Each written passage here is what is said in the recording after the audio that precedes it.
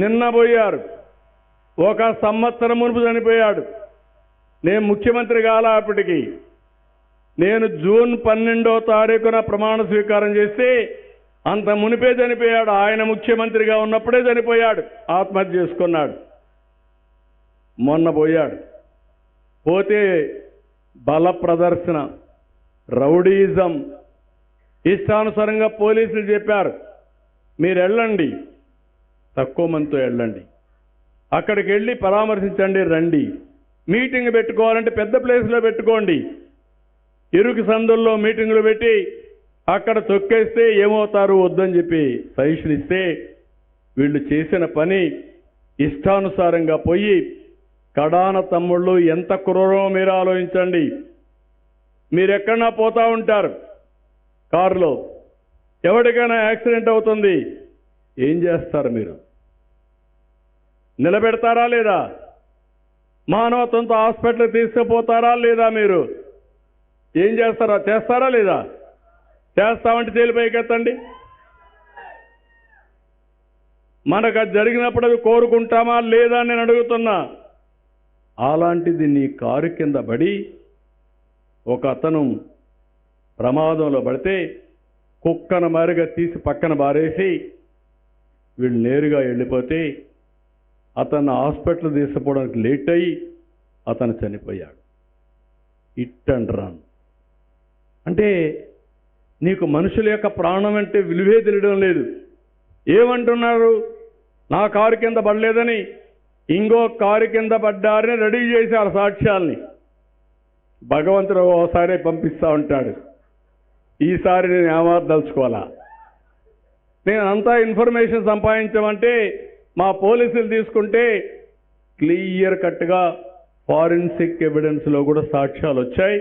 ఈయన కారు కిందనే పడ్డాడు, వీళ్ళు లెక్క పెట్టుకోలేదని చెప్పి చాలా క్లియర్గా వచ్చింది. ఎవిడెన్స్ ఉంది, వీడియోస్ ఉన్నాయి. ఏం తమ్ముళ్ళు మీకు బాధ అనిపించదా? నేను ఎలాంటి వాళ్ళతో రాజకీయం చేస్తున్నాను?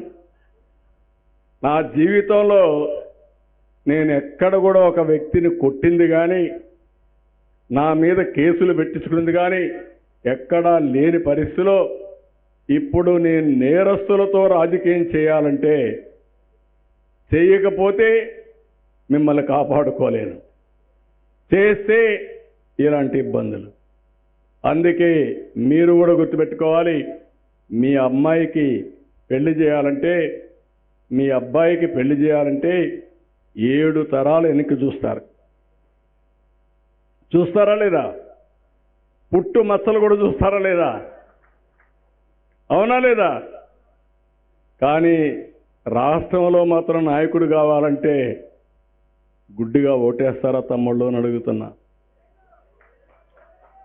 కులము, మతము లేకపోతే తప్పుడు సమాచారం చెప్తే నమ్మడం ఇది సబబా అని మిమ్మల్ని అడుగుతున్నా. మన భవిష్యత్తు ముఖ్యం. ఇక్కడ మేమందరం ఉన్నాం, సిన్సియర్గా పనిచేస్తున్నాం. నరేంద్ర మోడీ గారు మీరు చూస్తే దేశానికి సరైన సమయంలో సరైన నాయకుడు దొరకడం మనందరి అదృష్టంగా నేను భావిస్తున్నా. అలాంటి సమర్థవంతమైన నాయకుడు, ఒక స్టేబుల్ లీడర్షిప్. 11వ స్థానం నుంచి 4వ స్థానానికి వచ్చాం ఆర్థిక వ్యవస్థలో. తొందరలోనే 3వ స్థానానికి వస్తాం. ఆయన ఆ విధంగా చేసినప్పుడు నాకొక నిర్దిష్టమైన లక్ష్యాన్ని పెట్టుకున్నా. ఈ రాష్ట్రంలో జీరో పావర్టీ ఉండాలి, అందరికీ మెరుగైన జీవన ప్రమాణాలు ఉండాలి. ఇప్పుడు టెక్నాలజీతో సాధ్యం. నిన్నే మీరు చూశారు, నేను వాట్సాప్ గవర్నెన్స్ తెచ్చా. ఈరోజు ఇక్కడ ఉండే వాళ్ళందరూ చూస్తున్నారు, ఆఫీసు పోయే పని లేదు. 510 సర్వీసులు యాజ్ ఆన్ టుడే వాట్సాప్ గవర్నెన్స్లో ఉన్నాయి. ఆగస్టు 15 నాటికి 100% ఏ ఆఫీసుకు పోయే పని లేకుండా ఏ పని కావాలన్నా మీ ఫోన్ ద్వారా మీరు చేసుకునే అవకాశాలు ఉన్నాయని చెప్పి కూడా నేను మీకు తెలియజేస్తున్నా. వాట్సాప్ గవర్నెన్స్ పైన మీకు అందరికీ అవగాహన ఉందా? తెలుసు అంటే చేలి పైకెత్తండి. వాట్సాప్ గవర్నెన్స్ అంటే మీ ఫోన్లో మెసేజ్ పెడితే పనులు అవుతున్నాయా? అవుతున్నాయని తెలిసిన వాళ్ళు చేతులు పైకెత్తండి. ఇంకా కొంతమంది ఆడవాళ్ళకి అందరికి తెలియడం వల్ల ఏం తల్లి ఉపయోగించుకోవడంలా ఫోన్లు అయితే వాడుతున్నారా? ఫోన్లు వాడుతున్నారని చేతులు పైకెత్తండి. ఫోన్లు వాడలేదని వాళ్ళు చేతులు పైకెత్తండి. ఫోన్ వాడలేని వాళ్ళు ఒకరో ఇద్దరో ఉన్నారు.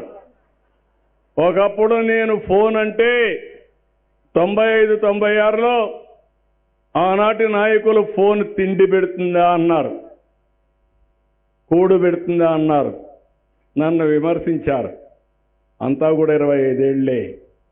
ఇప్పుడు భార్య లేకపోతే భర్త ఉంటాడు, భర్త లేకపోతే భార్య ఉంటుంది, ఫోన్ లేకపోతే ఇద్దరు ఉండలేరు. అవునా కాదా? ఆ స్టేజ్కి వచ్చేశారు. అందుకే నేను ఆలోచించేది ఆ ఫోన్తోనే మీ జీవితాల్లో వెలుగులు రావాలని, టెక్నాలజీకి ప్రాధాన్యత ఇవ్వాలని. 25 ఏళ్లలో మీరు చూశారు. ఈరోజు చదువుకున్న వాళ్ళు, ఐటీ చేసిన వాళ్ళు ప్రపంచం అంతా వెళ్ళి హైయెస్ట్ పర్ క్యాపిటా ఇన్కమ్ సంపాదించే పరిస్థితికి వచ్చారు. ఎక్కువ ఆదాయం మన వాళ్ళు సంపాదిస్తున్నారు.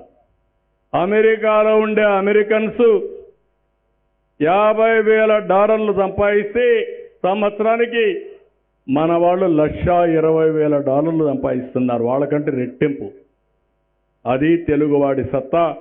అది చూపించిన పార్టీ ఈరోజు ఆ రోజుట్లో ప్రారంభించిన తెలుగుదేశం ఎన్డీఏ ఈరోజు సాధ్యమైంది. నేను అందుకే నిన్న క్వాంటమ్ కంప్యూటింగ్ కూడా మాట్లాడా. క్వాంటమ్ వ్యాలీ మన పిల్లలు మిరాకల్స్ లాంటి పిల్లలు, తెలివితేటలు ఎక్కువ ఉన్నాయి. ఓసారి మీరందరూ కూడా బాగా తెలివి ఉంది, కానీ ఒకసారి ఎక్స్ట్రా స్మార్ట్గా తయారవుతారు. అప్పుడే ప్రమాదాలు వస్తూ ఉంటాయి. అట్లా కాకుండా నేను అన్నీ ఇచ్చినా కూడా ఇంకా ఏదో కొరతగా సాధ్యాసాధ్యాలు ఉంటాయి. ఒకే రోజు ఏది అన్నీ కూడా సాధ్యం కావు.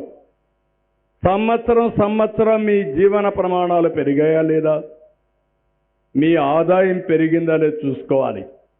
పోయిన సంవత్సరానికంటే ఈ సంవత్సరం రాష్ట్రంలో తలసరి ఆదాయం 30,000 రూపాయలు పెంచాం. 30,000 రూపాయలు పెంచామంటే అలాంటి అభివృద్ధి కార్యక్రమాలు చేపట్టాం. దీన్ని ఇంకా పెంచుకుంటూ ఎవరైతే చివరి వ్యక్తులు ఉన్నారో, పేదవాళ్ళు ఉన్నారో వాళ్ళను కూడా పైకి తేవడం కోసం P4 తీసుకొస్తున్నామని కూడా తెలియజేస్తూ, మరొకసారి ఈరోజు వచ్చినప్పుడు ఒక మంచి అవకాశం ఇచ్చారు. నేను చేయాల్సిన పనులన్నీ చేస్తున్నా. మీరు కూడా పూర్తిగా అర్థం చేసుకుని సహకరించాల్సిందిగా మరొకసారి